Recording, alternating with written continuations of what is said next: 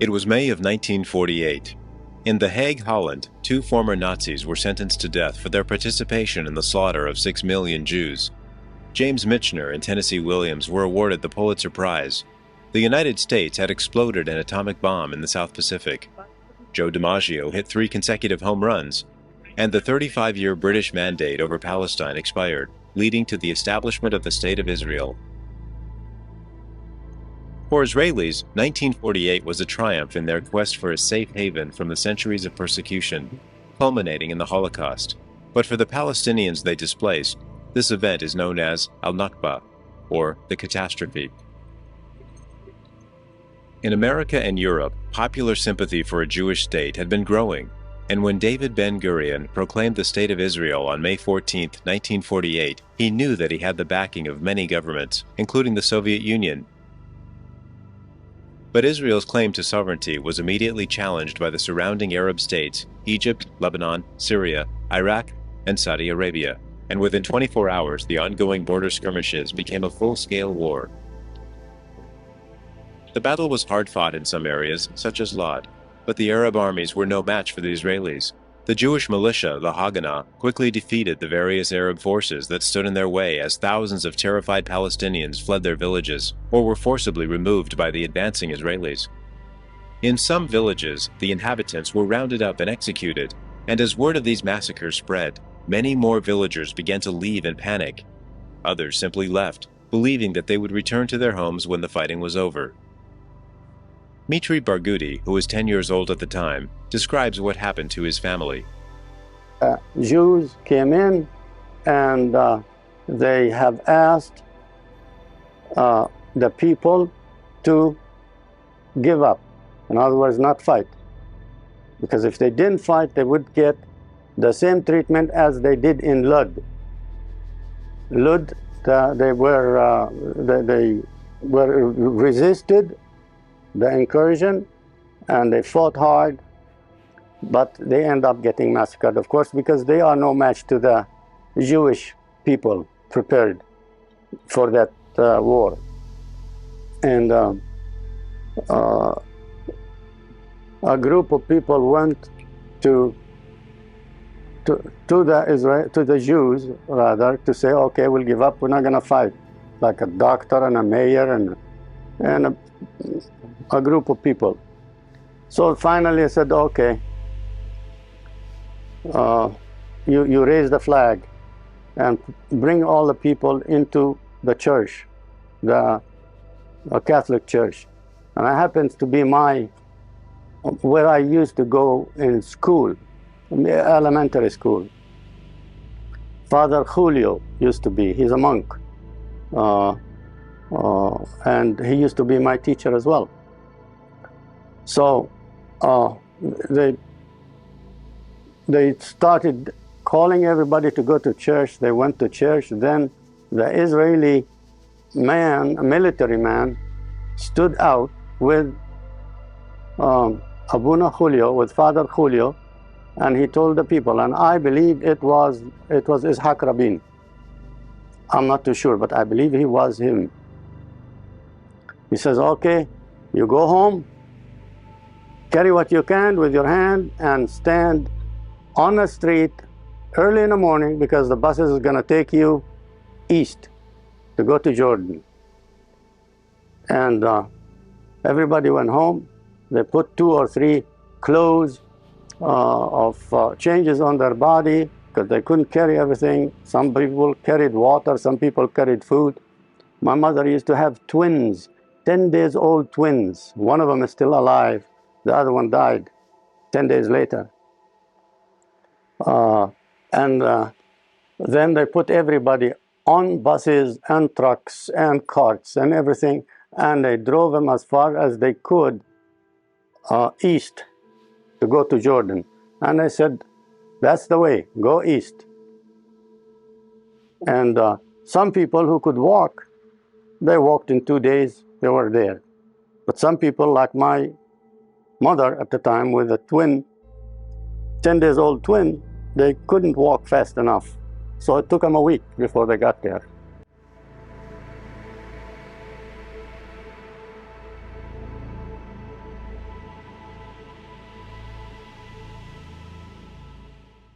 But what caused a land where people of many ethnicities had lived in relative harmony for centuries to become divided in violence, a violence that persists to this day?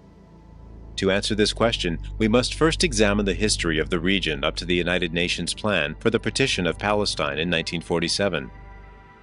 From the 1st century, current era onward, Palestine, particularly the area known as the Holy Land, has been under one foreign occupation after another. Jews, Christians, and Muslims made up the indigenous population. With the spread of Islam, Muslim Arabs predominated.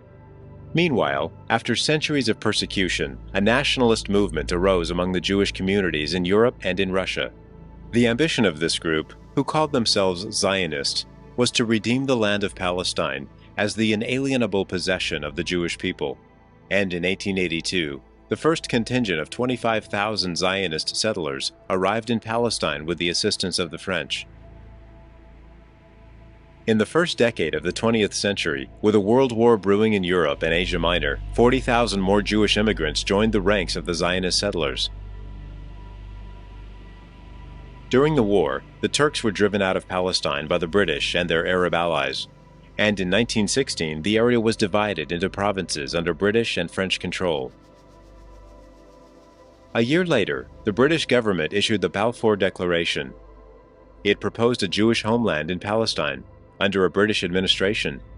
However, the idea was opposed by the First Palestinian National Congress in 1917, as well as many prominent Jewish leaders in Europe who predicted that much trouble could come from such a venture. But why shouldn't Jews have a homeland? Dr. Jess Ganan explains the difficulties. It's a very good question. It's a very complex question. And if you look at the way the question is asked, it says, why shouldn't Jews have a homeland? It doesn't say, why should Jews have a state? And, given that we live in the 21st century and we're coming out of the 20th century, it should be really obvious that Jews do have many homelands, just as Christians have many homelands, just as Muslims have many homelands. And that the idea that there should be privileged homeland for one religious group over another religious group really smacks of racism. And that, in this era, in the modern era, the way we're kind of confronting, what the world is presenting right now in terms of war, social injustice, bigotry, hatred, and racism, we can no longer tolerate a kind of ideology or a kind of racism that says that one kind of group, whether it be based on religious or other kinds of perspectives, is privileged over another group. So I would say, it's clear that Muslims, that Christians, and Jews have many kinds of homelands. And it should be guaranteed. And in fact, if you look at the current demography of the distribution of Jews, Christians, and Muslims all over the world, people are distributed, they live, they work, they function all over the world. When you start talking about a privileged, a special place for one religious group over another, based on some sort of religious ideology, again, that smacks of a certain kind of racism, which we cannot tolerate anymore. And that's why the concept of a state, so to speak, for one religious group exclusively over another cannot be tolerated in the modern era, or in any era for that matter.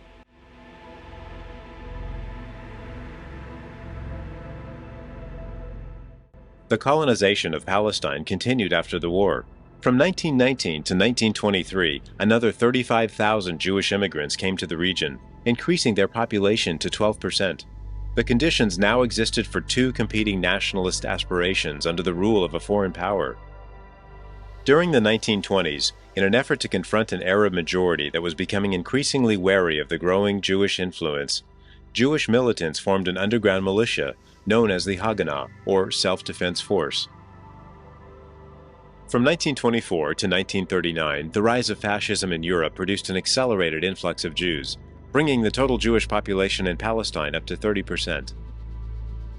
Throughout the 1930s, sporadic violence erupted between the Arab population, Jewish settlers, and the British security forces, claiming the lives of over 500 Jews and 2,000 Arabs.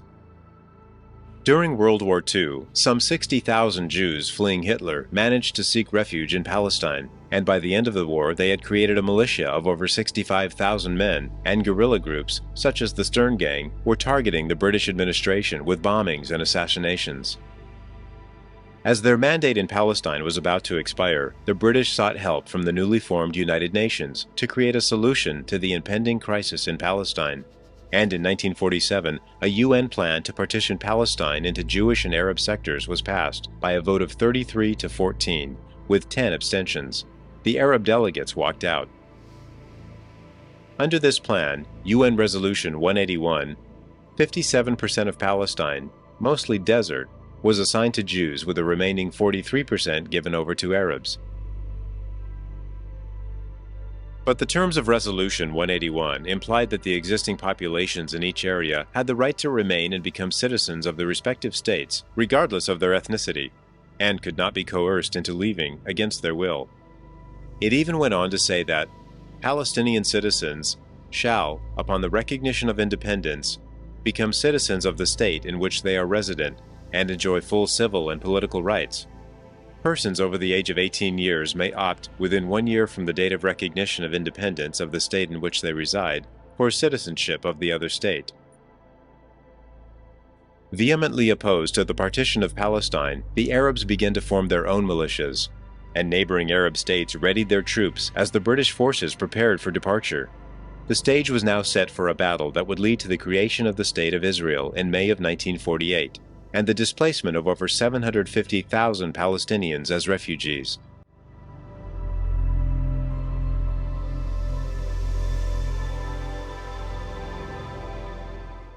In the wake of the massive exodus of Palestinians from Israel, the UN General Assembly passed Resolution 194 in December of 1948, establishing the right of return for refugees. The U.S. was one of the 35 countries voting for it. Resolution 194 resolves that the refugees wishing to return to their homes and live in peace with their neighbors should be permitted to do so at the earliest practicable date, and that compensation should be paid for the property of those choosing not to return, and for the loss of or damage to property which, under principles of international law or in equity, should be made good by the governments or authorities responsible. From the outset, Israel did not acknowledge responsibility for the refugees. In 1949, Mr. Iban told the UN that the problem of the Arab refugees was a direct consequence of the war launched by the Arab states, which were entirely responsible for that, as well as for other forms of suffering inflicted by that war, and that it was wrong to describe the refugees as having been driven out. Rather, they had fled in an atmosphere of fear, insecurity, and danger inseparable from war. Nevertheless, as a condition for its membership in the UN, Israel announced its acceptance of obligations to make compensation for abandoned lands, and gave a tentative acceptance of Resolution 194 by declaring that Israel did not exclude the possibility of a measure of repatriation. During more than 50 years since the resolution was passed, no Palestinian refugee has ever been repatriated. Dr. Ganan compares the Palestinian right of return to the Jewish law of return, which grants all Jews the right to settle in Israel. The Jewish law of return is actually quite disturbing if we kind of look at it dispassionately.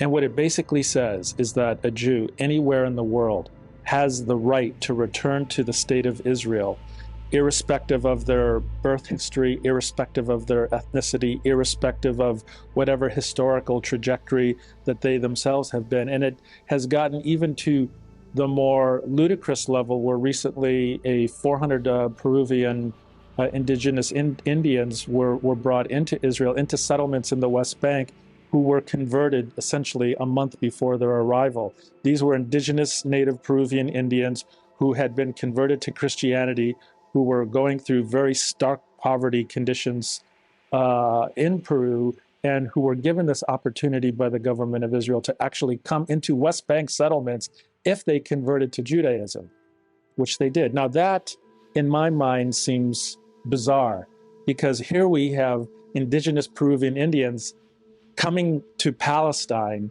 and having the right to go into a settlement on Palestinian land, and I, as a Palestinian, have no right to do that. It seems rather bizarre that, again, one ethnic, one religious group is privileged over another and is afforded the right to return to a land for which they have no connection to.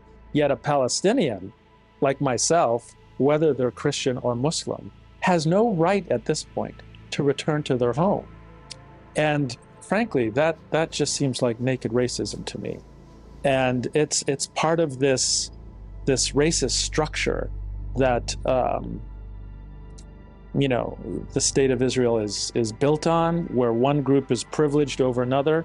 There are color problems, also, because if you look at the kind of racism that exists in Israel right now, there's a deep kind of racist divide between Palestinians who have Israeli citizenship, Palestinian Arabs who are Christians, and Muslims who are treated as fourth-class citizens.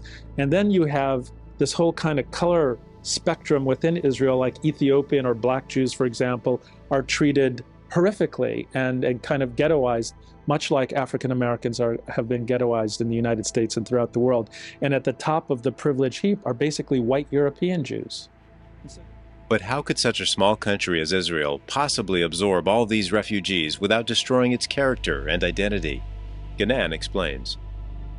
Israel is so small, there's no room for the refugees to return. And oh my God, all these refugees, there's no room. But actually, Dr. Abu Sitta, a Palestinian demographer, has done really groundbreaking work on this. And he's really come to a rather extraordinary conclusion. Number one, he found that, for example, that about 80% of Israelis live on only 15% of Israel. Now, I think that's really an important statistic, so I want to say it again. The overwhelming majority of Israelis only live on 15% of the land. So clearly, there is room, there's plenty of room. If the majority of Israelis are only living on 15% of the land of Palestine, that means that Palestinian refugees can come back and that there is plenty of room. Here's another very important statistic.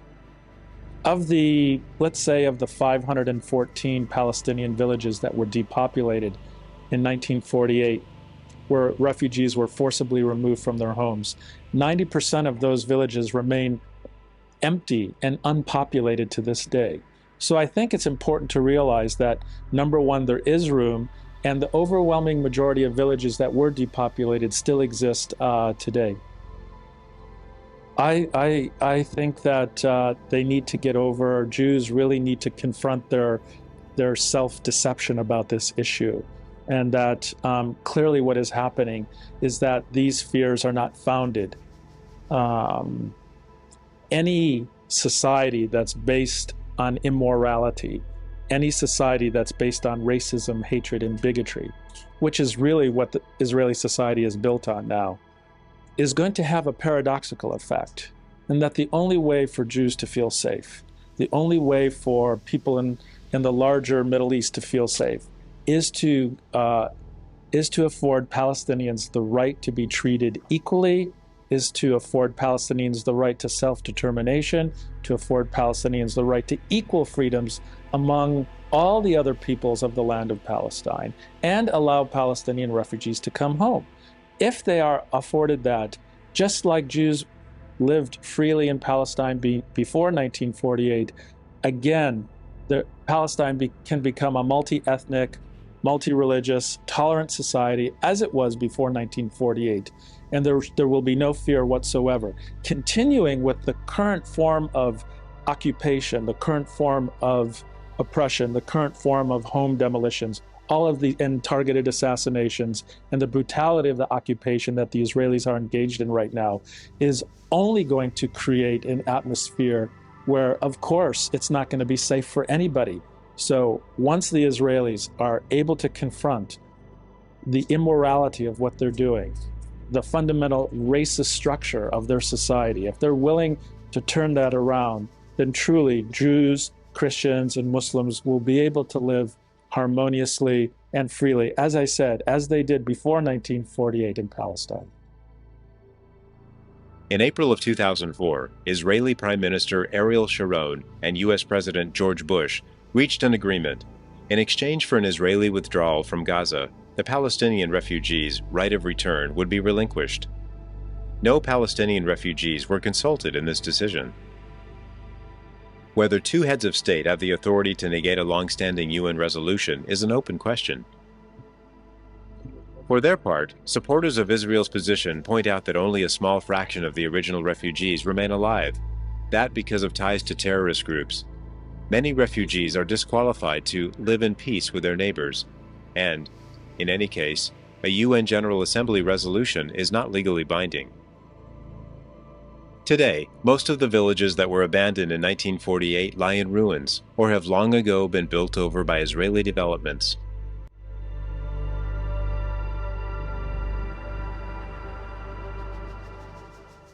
Yet, despite all this, the refugees remain, numbering nearly 4 million. They are scattered in 58 camps in 4 different countries and inhabit scores of other countries.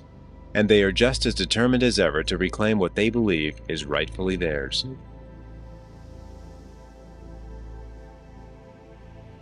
Home has never been something easy for me or for any Palestinian. It's always been something that we've had to fight for. فضحوا في الأرض اغتصبوا البنات. كان لأبوي كلهم اقعدوا كل روح احنا بدنا يصير فينا زي دير ياسين. بعرفش دخلوا اليهود علينا وطلعونا.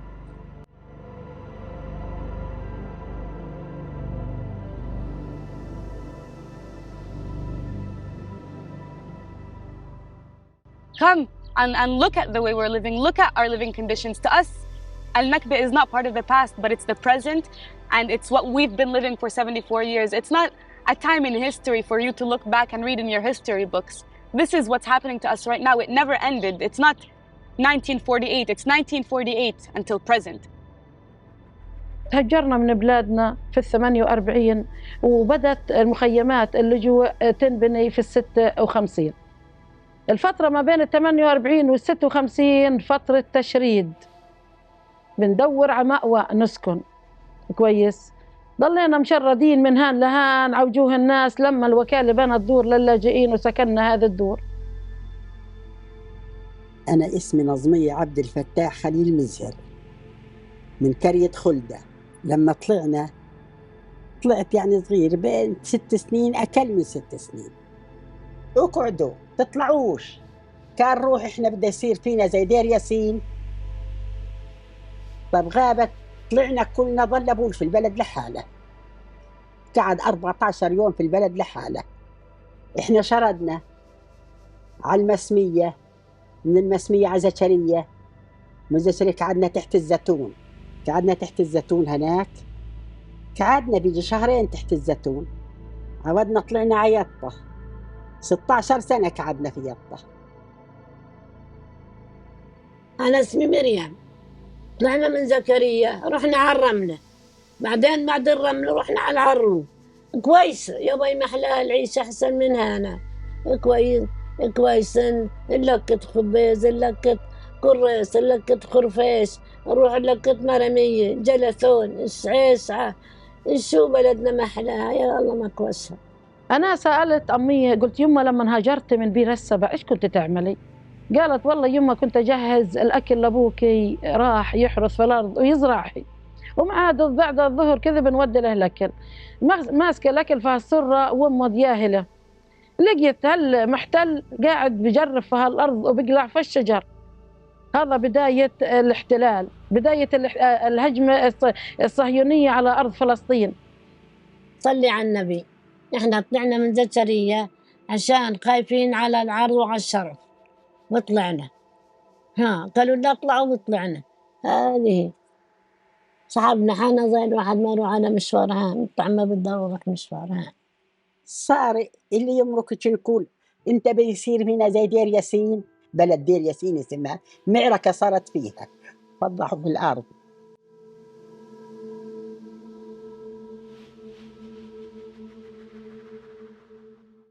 مش حقدنا على الاحتلال، رفضنا للاحتلال الصهيوني الكولونيالي الإحلالي على الأرض، بخليك متمسك بحقك بالعودة، سواء كانوا شباب ولا أطفال ولا اختيارية.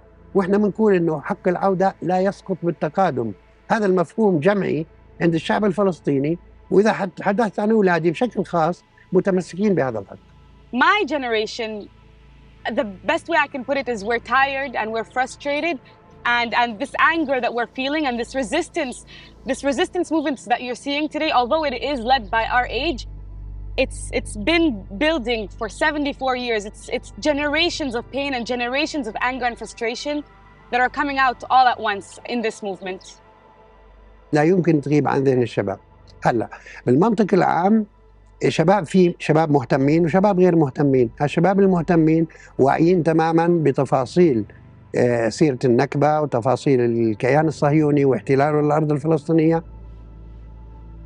In 1948, the Palestinian Bedouins were the owners of all the land behind me, and for miles and kilometers on, we were the owners of Al-Nakba, which makes about 55% of historical Palestine. Once the Nakba happened, we were forced to settle down in unrecognized villages mostly. Actually, what you see behind me is the unrecognized village of Awajan, where my father lives. And in this village, right next to it, the recognized village of Laqiya is where my mother's family lived. And once upon a time, this was one village. But once the Israeli government decided to recognize certain areas, they left a whole village, they left a whole people out. ولكن البدو عندهم ساكنين كمان في 40 قرية غير معترف فيها. إسرائيل لا تعترف فيهن لا على الخارطة ولا بأي مكان، لا تسمح لهم لا بالبناء ولا بمد مي ولا كهرب. بيعانوا معاناة شديدة في الصيف وفي الشتاء من ناحية الوصول للمدارس، من ناحية الوصول للعيادات، للطرق الرئيسية. ما في أي خدمات، لا تعتبرهم ناس. بتحاول إنها أي حدا بيحاول يبني يتحرك يسوي أي حركة في هاي القرية الغير معترف فيها تهد له. What's the point of the Israeli government wanting to move us into that village? Well, it's to show their dominance and that they control who lives where, and that to show that this is not our land and this is in fact theirs. They've been trying to quote-unquote Judaize Al-Nakba for 74 years now, since 1948. النكبة ما تزال قائمة حتى الآن، بإثبات أنه الآن احنا مغلق علينا في قطاع غزة. هذه مش نكبة لما تخص عليك الأدوية والمعابر تغلق عليك والكهرباء تقطع عنك وممنوع تطلع وممنوع تسافر وممنوع تمشي وممنوع تيجي. هذه مش نكبة. الاحتلال لا يوفر لك عيش رغيد إطلاقا. تكون ما أنت لاجئ إذا أنت في بؤس، وجيلنا عاش في بؤس. الشعب ما بيسكت. الشعب لو يموت عن بكرة أبيه بده وطنه، بده يرجع لوطنه. ما في كلام. حروب يقتلوا يدمروا يسووا، خلص فلسطين إلنا ولأولادنا.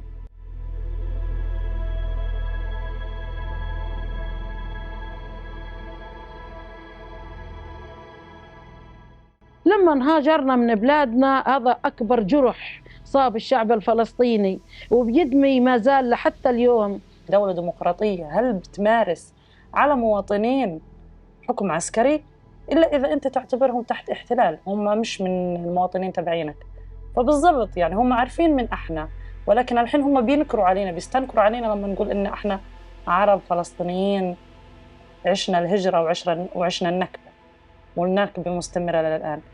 فما بتقدر تتفاهم مع دولة اللي هي بتعتبرك عدو. They want us to live in ghettos. They want us to live on top of each other until we're so frustrated that we leave. Clearly, that's not happening. Despite their terrible living conditions, despite, as an Israeli citizen, not having equal rights to my fellow Jewish Israeli citizens, we've stayed resistant. To me, home is Palestine. It's Palestine. To me, home is what you see behind you. To me, home has never been something easy for me or for any Palestinian. It's always been something that we've had to fight for. And it will always continue to be something we have to fight for, because our home wasn't given to us. It was taken from us, and we're fighting for it back.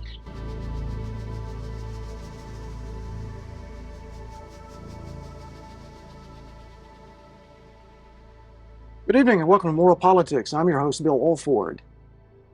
Nakba in Arabic refers to catastrophe. Catastrophe was the expulsion of nearly 1 million Palestinians from ancestral homes and land in 1948. Israel declared statehood in 1948. My guest tonight, playwright, filmmaker, and activist for the Palestinian cause, Ed Mask, will confront human rights and obvious truths. Nakba, the Palestinian catastrophe, is our topic tonight. It is a great pleasure to welcome to Moral Politics, Ed Mask. I mentioned the expulsion of almost 1 million Palestinians. Was that related to Israel becoming a state?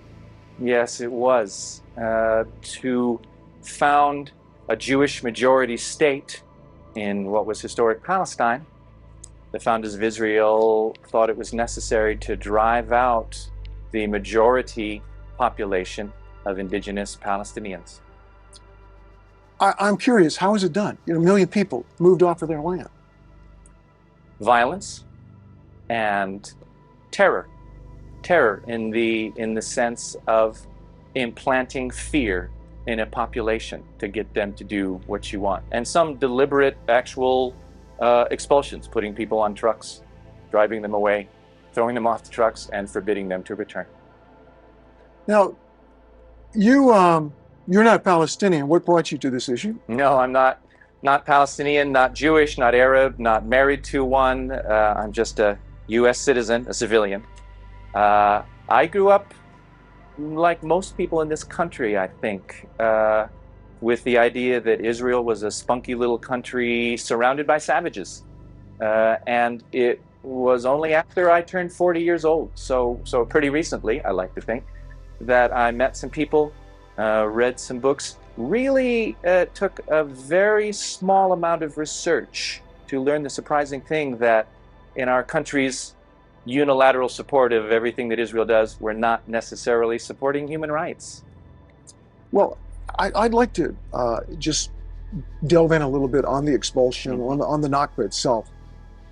What happened? Was it really 1 million people or thereabouts? And it was somewhat less than 1 million. In 1947, there were about 1.2 million Palestinian Arabs in historic Palestine. In 1949, there were about 400,000. So about 800,000 people had been driven out or killed in that same time. That's just staggering, those numbers, to hear. 2/3 of the population, 2/3 of the Palestinian population at the time. The land that they left, what happened to it? Became the State of Israel, founded on May 15th of 1948. It has been suggested that the founding of the State of Israel happened first, but in fact, these expulsions of Palestinians were already underway well before the State of Israel was founded. It's been suggested that Israel, the new State of Israel, was only acting in self-defense against Arab countries that had declared war on it when it declared statehood. In fact, several 100,000 Palestinians had already been driven out before then. The plan actually goes back farther than that. Now, you're talking about during the British Mandate period that there were a number of violent acts to drive Palestinians from their land? Even before the British Mandate period. Even before the Mandate? Yes, the Zionist movement grew up in Europe in the late 1800s, response to Jewish persecution, 2,000 years of Jews being persecuted in Europe. They had the idea of founding a national state, a national homeland to escape from this persecution. So it was a national liberation movement for them. But to found a majority Jewish state in historic Palestine meant by definition that they had to expel the majority population that was already there. So from the start, the dialogue in the Zionist movement was how to expel the majority indigenous population of historic Palestine. You mentioned Zionism as being the national identity, the national consciousness of the Jewish people that brought about the movement into Palestine. More precisely, a national liberation movement for Jewish people in Europe. That led ultimately to the expulsion of nearly 1 million Palestinians from their land. And again, this is tied very intimately with Jewish identity and Jewish consciousness. Particularly European Jewish consciousness. Want to be precise about that. European Jews were really subject to persecution. Everybody in Europe in the 1800s was colonizing and taking over places in Asia and Africa and around the world. So it kind of made sense to go and form a nation state. So to themselves in Europe, this felt like a progressive movement. The needs, the aspiration, and the existence of 1 million Palestinian Arabs was not taken into account. And so ultimately about 800,000 Palestinians were driven out so that that Jewish majority state, mainly founded by European Jews, could be founded. What about the British during the Mandate period? Weren't they obligated to actually offer protection to the Palestinians? In theory, Britain and France and European powers, and even already the United States in this period between World War I, World War II, had agendas of their own. So they were happy to make promises to both sides, to the Zionist Jews from Europe, to the Arabs there. But in fact, what the Zionist National Liberation Movement did was to ally itself not with other national liberation movements, because Palestinians already were a national liberation movement. The Zionist movement allied itself with the European powers. So they early on, in effect, got permission from Britain to take over the occupation of Palestine, to become the new occupiers. And that's what's essentially happened. The Zionist movement has become the new occupier of historic Palestine. And yet that's not really what's in the American consciousness when you think about it. Now let me ask you pointedly, what is the real problem today? We're discussing this descriptively, but what is the real underlying issue? There are several. Why this expulsion is important for us to realize is that it hasn't stopped. It has formed what amounts to a gradual ethnic cleansing, the purging of one people, Palestinian Arabs, to make room for another people, Israeli Jews. It's taken the form of actual murder, of actual killing of Palestinian men, women, and children. But what some Zionist Jews experienced as an immigration movement to Palestinians has been an invasion. And that invasion has not stopped. To maintain the Jewish majority state, the sovereign state, Palestinians have had to either be driven out or subjugated, kept in prison. So in 1948, 800,000 Palestinians driven out by force, not allowed back in, not allowed to return so that the Jewish majority could be maintained. 1967, the rest of historic Palestine conquered, kept under occupation. So Palestinians, the several million Palestinians under occupation, citizens of no country, kept under military dictatorship by Israel, in effect subjugated. No right to vote for the government to control their that controls their lives. No voting right, no free speech, no assembly, subject to imprisonment without trial.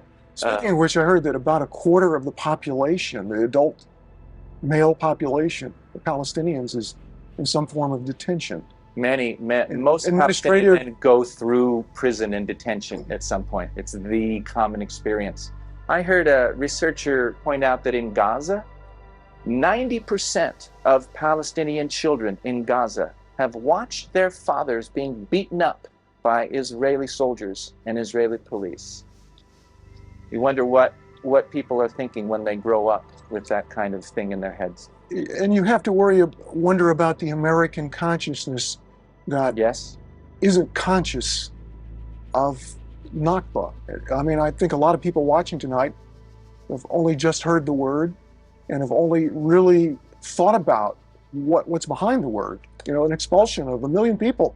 That's everybody in Seattle plus a lot more off of their land with no right to return. Part of the self-image of Israel and Israelis is that they are the moral people, the good people. It's not easy to accept that your state was founded on ethnic cleansing, that ethnic cleansing was necessary for you to have a majority democracy in your state. It's unpleasant for us to think that in this country too. Let me back you up and say, be precise. What do you mean by ethnic cleansing? In 1948, in that limited time, there was war, and the Zionists and later who became the Israelis did several things. villages, Palestinian villages were attacked. There was a very famous massacre in Deir Yassin. Men, women, and children, civilians who had signed a non-aggression pact with their Jewish neighbors, were attacked, murdered, bodies dumped into quarries. Menachem Begin, later Prime Minister of Israel, bragged about this, said it was a brilliant maneuver on their part, creating terror in the rest of the population. It's interesting if people look at the past blood on the hands of Israeli prime ministers, there's rarely one that hasn't done what we would consider by, being third party here. It looks like atrocities. Several Israeli prime ministers certainly are war criminals. Certainly Ariel Sharon would be at the top of the list, and Olmert with what happened against Lebanon and what's happening now against Gaza. Right. Gaza is a concentration camp, and that's coming from Carter and the Gaza UN. is a large prison now. The Israeli settlements came down, so that was a plus. The Israeli soldiers were redeployed to the borders, but Israel still controls the borders, the airspace, the water rights, the electricity grid, the imports, the export. The Israeli army enters at any time. Even technically, the Israeli government has veto power over any legislation that the so-called Palestinian Authority tries to pass. So essentially, they're still occupied, but mainly they are in prison. 1.5 million people in prison, blocked from getting medical supplies, blocked from getting major food supplies. I understand they call it food insecurity, but really what it is a program of starvation. Deliberate hunger crisis. Human-created hunger crisis. One way to control a population is to keep them on a very, very low calorie intake. Again, to maintain the Jewish majority state, it has been necessary either to drive out the Palestinian population or to imprison them. And the imprisoning is what the occupation is about in Gaza and in the West Bank. Now, this is what you mean when you referred earlier to ethnic cleansing. The driving out of people either by deliberate murder or by putting them on trucks, taking them away. The massacre of Palestinians in Deir Yassin was followed by leaflets, by Israeli loudspeaker trucks driving around in other Palestinian cities, saying in Arabic, get out or this will happen to you next. Jewish observers have reported heads on pikes on these trucks. So deliberately terrifying the mostly unarmed Palestinian population in 1948. In some cases, invading villages, putting the population on trucks, driving them to the border, dumping them, and shooting at them when they tried to come back. And then creating a legal structure within Israel to stop them from coming back. Well, I think it's important for viewers to understand that ethnic cleansing, it really is unconscionable, but tell us, what is the step after ethnic cleansing? If Americans don't develop a conscience and put a halt to ethnic cleansing, what happens next? The current process seems to be to keep Palestinians, for Israel to keep Palestinians in prison, to make their occupied territories of the West Bank and Gaza as uninhabitable as possible so that they'll leave if they have the opportunity, so that Palestinians will leave themselves, or to send in bulldozers and tanks to confiscate Palestinian homes, to knock down Palestinian homes, and literally to drive them out. So that goes on until there are no more Palestinians there. Or to divide up the country, to put up the separation barrier, sometimes called the annexation wall, so that Israel can annex, take over water resources, arable land, and imprison Palestinians on smaller and smaller reservations, so they're a powerless, cheap labor force. This is all happening in plain sight. I think every American knows about settlements and the apartheid or separation wall, and yet it goes on. I mean, there is a captive and imprisoned population there. We have to realize that the U.S. government and the government of Israel are allies. They've had a very important strategic friendship. They share security information, they share weapons industries, and so the information that we get in this country is governed by our government, is channeled by our government, and therefore tends to be extremely biased in favor of the Israeli point of view. The information they get in Israel is extremely biased, and some of them don't know Israel's an open society, so they can know. The information's there. Just as the U.S., our country, yours and mine, is still an open society. The information is available to us, but we're encouraged to look away from it and to perceive Israel as the victim in the situation instead of the imprisoner and the aggressor. And by taking us down this really rather immoral support of something that beggars the conscience, it goes back to what you just stated, that the United States and Israel are strategic allies. But really, is Israel a worthy ally for the United States? Israel has caused a lot of trouble for the United States, and like many political allies, they're only allies as long as they serve each other. As we note, now there's an increasing number of Israeli spies who are being found that are spying and doing espionage on the U.S., on our military, on our intelligence. So and it seems like AIPAC is always at the center of that, the America-Israel Political Action Committee. There is a very strong and powerful pro-Israel lobby at work that sort of surrounds Congress, makes it much harder for Congress to take action about this, that takes it... But I mean, it isn't like Israelis just got in boats and landed in America and set up AIPAC. AIPAC has got to be homegrown in some way. It's a phenomenon that has some strong support here. Where is it coming from? I don't think it's anybody on my block that I know of that's staunchly in favor of AIPAC. Well, it could be. I would inspect your block more closely, because one of the myths we have in this country is that the pro-Israel lobby is only supported by the Jewish population in this country.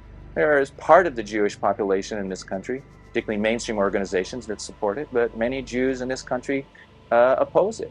Meanwhile, there's a lot of right-wing Christian support for the pro-Israel lobby.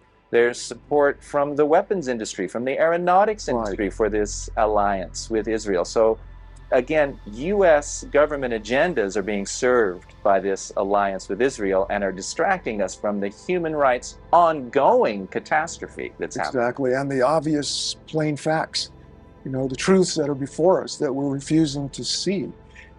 You mentioned the Christians for Israel. I think that makes most Israelis fairly uncomfortable to know that they're supported by, apocalyptic Christians.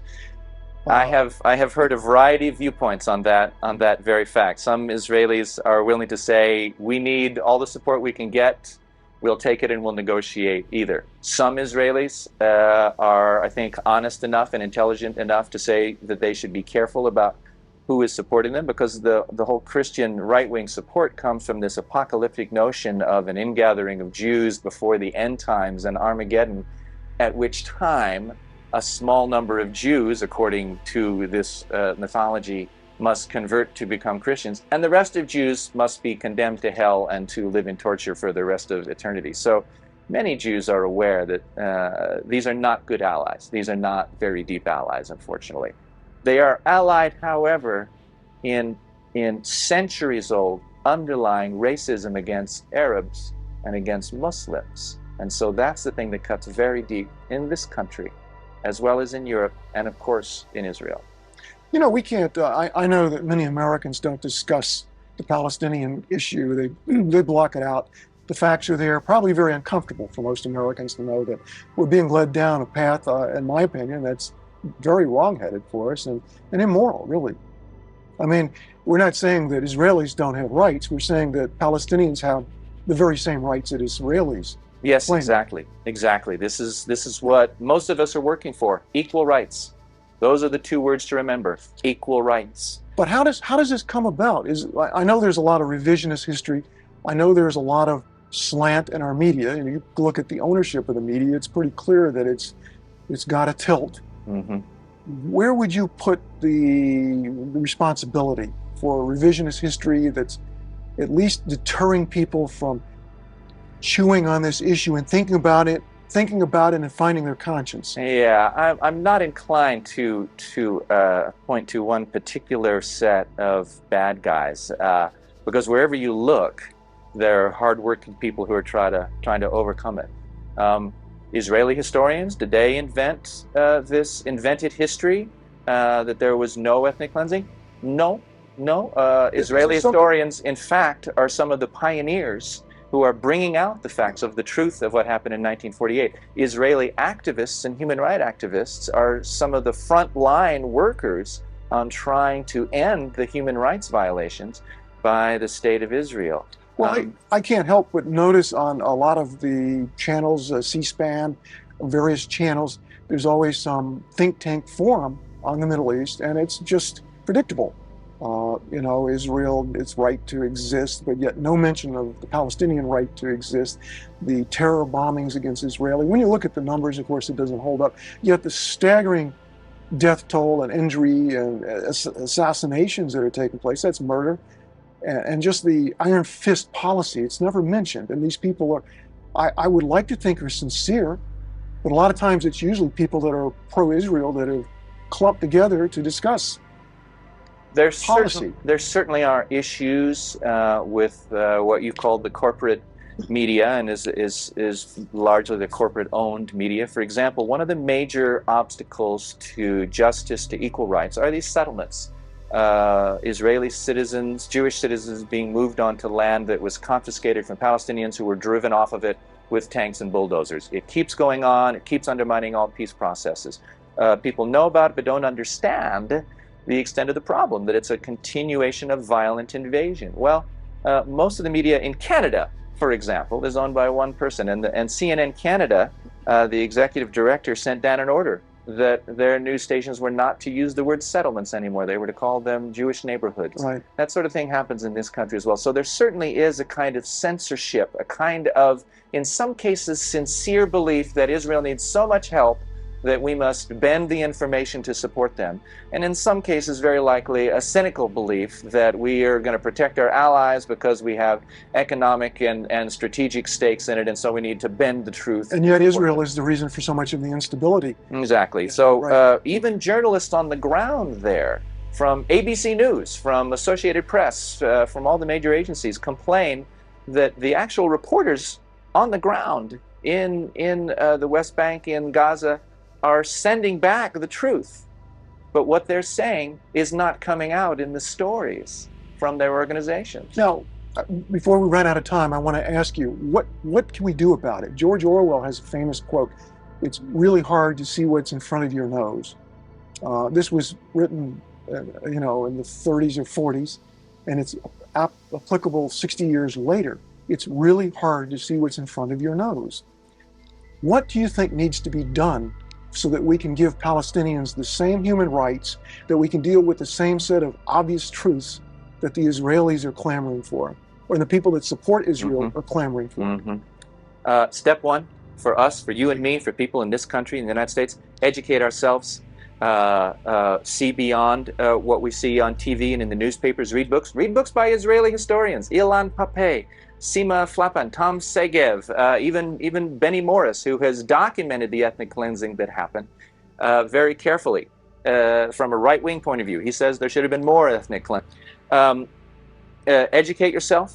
Talk to that media. The media serves what it takes to be the audience. If the audience is quiet and the audience is us, they'll continue bending the information to what they think makes us feel good about ourselves. Some of these truths may not make us feel so good about ourselves. Talk to your local media. The United States gives several $billions a year of direct foreign aid to the State of Israel, one of the richest countries in the world. That's a third of our foreign aid budget. We should not be giving that much foreign aid without strictures to a country with a consistent pattern of gross violations of human rights. That's the law. Congress should change that. We shouldn't be giving them diplomatic cover. We shouldn't be giving them military cover. We shouldn't be giving them political cover in the United Nations. So talk to your congresspeople. Talk to your senators. Talk to our government. They have to change as well. Why is it that Israelis, Netanyahu could say 9/11 has been good for Israel? You can hear a comment by the ambassador to the UN for Israel calling Carter a bigot, which to me is just, I can't believe that was uttered. A Nobel Peace Prize winner, a guy that has got credentials. And then we hear Hillary threatening nuclear catastrophe in defense of Israel, a hypothetical.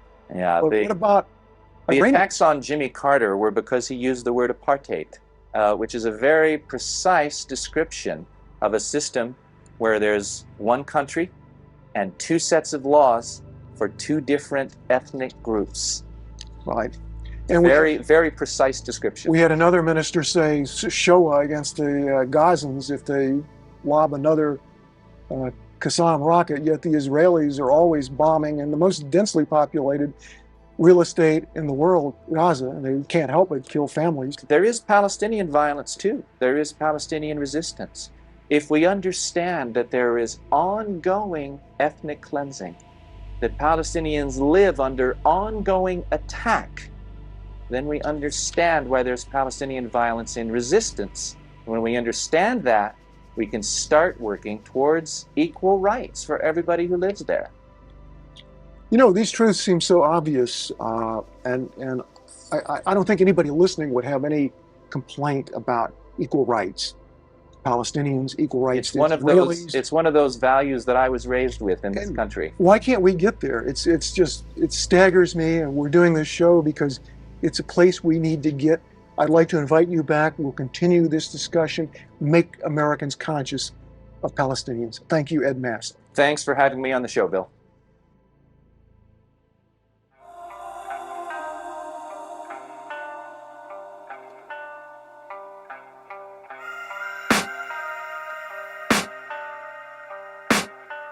I can hear the demons call when they do what they do, and now I feel like taking off, find a place with a view. The pain is never gonna stop if it's controlling you. I know that time can heal it all, I just gotta get through. I just gotta get through, I just gotta get through. Cause I feel like taking off, find a place with a view. The pain is never gonna stop if it's controlling you. I know that time can heal it all, I just gotta get through. Sometimes I feel like all is lost, but I know it's not true. I wanna put up all my walls cause I'm not in the mood, but then I cut myself off from the rest of the room. I know that time can heal it all if you're patient and soon it can all be worth it, all the searching. Pain is never really permanent, but damn it hurts, man. I could feel all of the turbulence and it's concerning. I've been searching for a purpose, I hope it's worth it.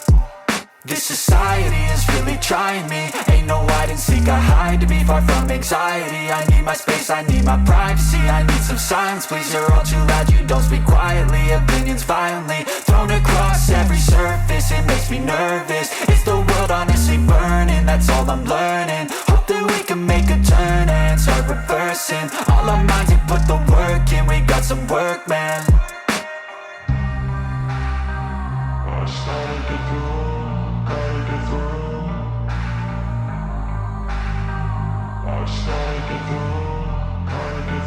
I can hear the demons call when they do what they do, and now I feel like taking off, find a place with a view. The pain is never gonna stop if it's controlling you. I know that time can heal it all, I just gotta get through. I just gotta get through, I just gotta get through. Cause I feel like taking off, find a place with a view. The pain is never gonna stop if it's controlling you. I know that time can heal it all, I just gotta get through. I just gotta get through.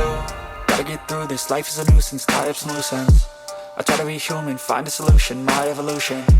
A place like this, it didn't exist, we made it like this. So you can go pick the bad or the good, got a glass halfway. I know, it's easier to hide than just to lay low. Not everyone in life has got a halo. I'm standing in the red inside a payphone, just wanna break, no.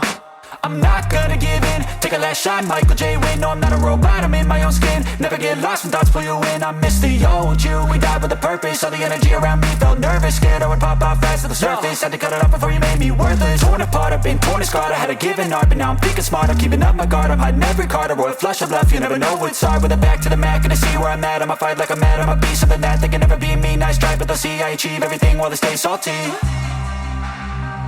I started to go.